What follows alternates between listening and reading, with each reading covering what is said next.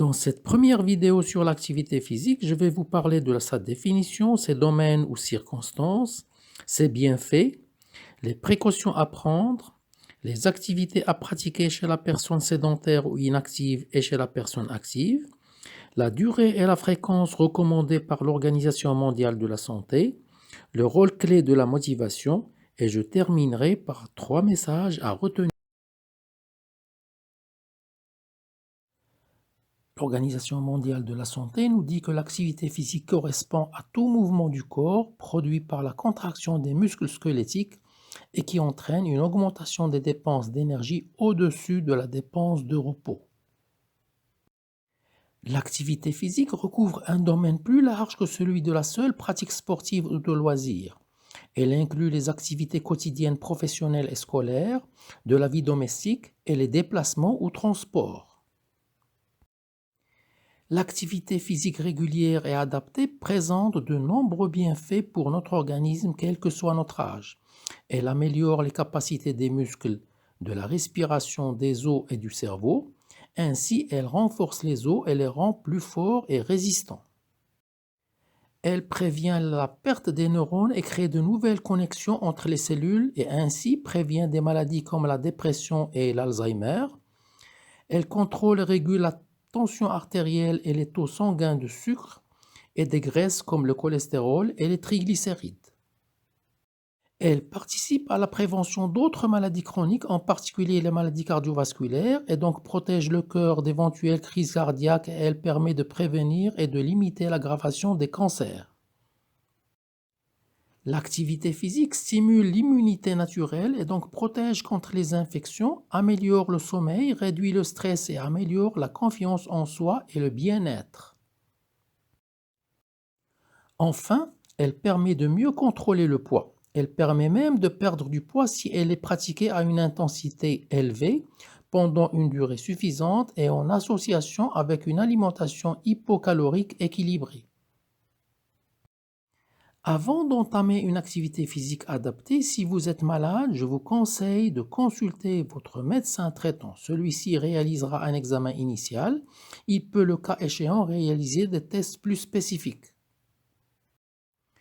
Pour les adultes non malades, inactifs ou sédentaires et qui désirent commencer ou reprendre une activité physique, je leur conseille eux aussi de consulter un médecin avant cela.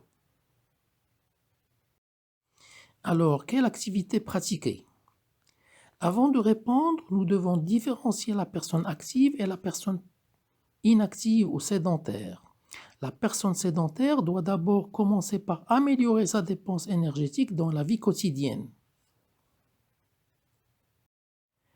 Elle doit modifier ses habitudes pour bouger plus, limiter les ascenseurs et monter les étages par l'escalier, se déplacer à pied ou à vélo plutôt qu'en voiture, se garer plus loin du travail ou du supermarché et marcher la distance restante en augmentant progressivement, bricoler, jardiner, promener son chien, etc. La personne active doit, elle, tout d'abord choisir une activité physique qui lui plaise. Les activités physiques recommandées les plus faciles sont les activités physiques dites d'endurance, c'est-à-dire celles qui augmentent le rythme cardiaque au-delà d'une certaine fréquence. C'est le cas de la marche, du vélo, de la natation. Par la suite, il faut introduire des activités qui travaillent le renforcement musculaire des principaux groupes musculaires sans oublier l'échauffement avant et les étirements après chaque exercice. D'autres exercices sont également importants, notamment ceux qui travaillent la souplesse, la coordination et l'équilibre. Qu'en est-il de la durée et de la fréquence? L'Organisation mondiale de la santé recommande de pratiquer chaque semaine un total de 150 minutes d'activité physique aérobie modérée, exemple une marche rapide, ou 75 minutes avec une forte intensité. Ce qui équivaut par exemple à faire 5 jours par semaine, 30 minutes par jour d'activité modérée ou 15 minutes par jour d'activité intense. Il est recommandé d'organiser les exercices par lot d'au moins 10 minutes. L'idéal est de programmer et de réaliser une activité physique tous les jours afin de ritualiser la pratique et d'augmenter les chances pour qu'elle devienne régulière le plus longtemps possible. Il est également nécessaire que l'activité physique soit adaptée à la condition physique et qu'elle soit progressive, en particulier si la personne est sédentaire, âgée ou peu active. La motivation est la clé de la réussite.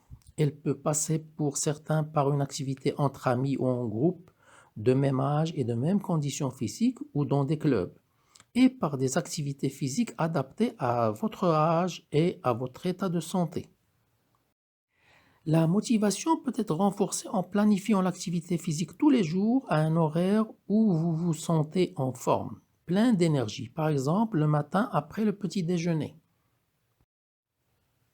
La motivation peut également être renforcée en énumérant à la fois les avantages, les bonnes raisons et les obstacles à pratiquer l'activité physique, et ainsi vous allez renforcer les premiers et essayer de contourner ou d'éliminer les seconds.